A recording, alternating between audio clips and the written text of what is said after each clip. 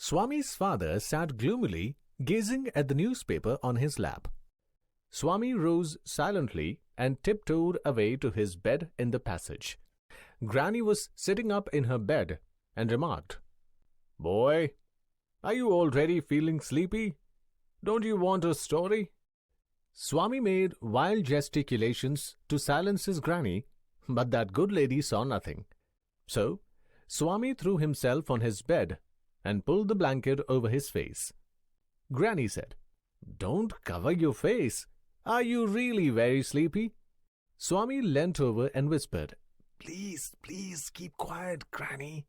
Don't talk to me, and don't let anyone call me, even if the house is on fire. If I don't sleep at once, I shall perhaps die." He turned over, curled, and snored under the blanket till he found his blanket pulled away. Presently father came and stood over him. "Swami, get up," he said. He looked like an apparition in the semi-darkness of the passage, which was lit by the cone of light from the hall. Swami stirred and groaned as if in sleep. Father said, "Get up, Swami." Granny pleaded, "Why do you disturb him?" "Get up, Swami," he said for the fourth time, and Swami got up. Father rolled up his bed, took it under his arm, and said, "Come with me." Swami looked at his granny, hesitated for a moment, and followed his father into the office room. On the way, he threw a look of appeal at his mother, and she said, "Why do you take him to the office room? He can sleep in the hall, I think." "I don't think so," father said, and Swami slunk behind him with bowed head. "Let me sleep in the hall, father," Swami pleaded. "Your office room is very dusty, and there may be scorpions behind your law books." "There are no scorpions, little fellow. Sleep on the bench if you like." "Can I have a lamp burning in the room?" "No. You must learn not to be afraid of darkness. It is only a question of habit. You must cultivate good habits." "Will you at least leave the door open?" "All right. But promise you will not roll up your bed and go to your granny's side at night. If you do it, mind you, I will make you the laughing stock of your school." Swami felt cut off from humanity. He was pained and angry. He didn't like the strain of cruelty he saw in his father's nature. He hated the newspaper for printing the tiger's story. He wished that the tiger hadn't spared the boy, who didn't appear to be a boy after all, but a monster. As the night advanced and the silence in the house deepened, his heart beat faster. He remembered all the stories of devils and ghosts he had heard in all his life. How often had his chum Mani seen the devil in the banyan tree at his street end?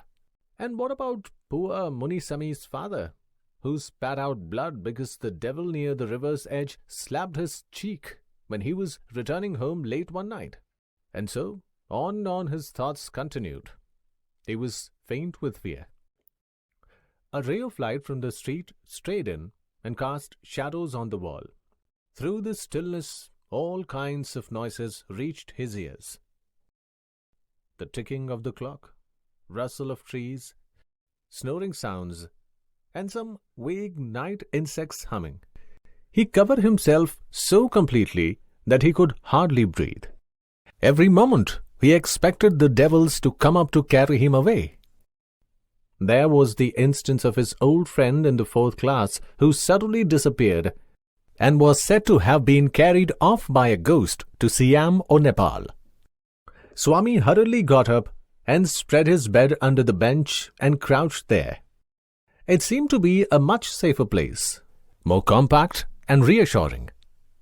He shut his eyes tight and encased himself in the blanket once again, and unknown to himself, fell asleep, and in sleep was racked with nightmares. A tiger was chasing him, his feet stuck to the ground. He desperately tried to escape, but his feet would not move. The tiger was at his back, and he could hear its claws scratch the ground. Scratch, scratch, and then a light thud. Swami tried to open his eyes, but his eyelids would not open, and the nightmare continued. It threatened to continue forever. Swami groaned in despair.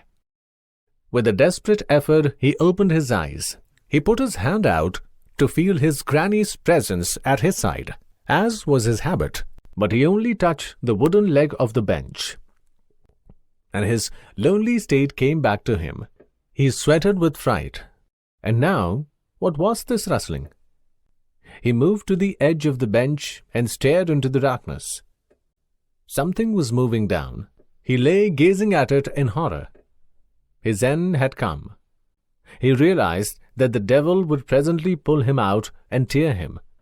And so, why should he wait? As it came nearer, he crawled out from under the bench, hugged it with all his might, and used his teeth on it like a mortal weapon. "Ayyo! Something has bitten me!" went forth an agonized, thundering cry, and was followed by a heavy tumbling and falling amidst furniture. In a moment, father, cook, and a servant came in, carrying light, and all three of them fell on the burglar, who lay amidst the furniture with a bleeding ankle. Congratulations were showered on Swami next day.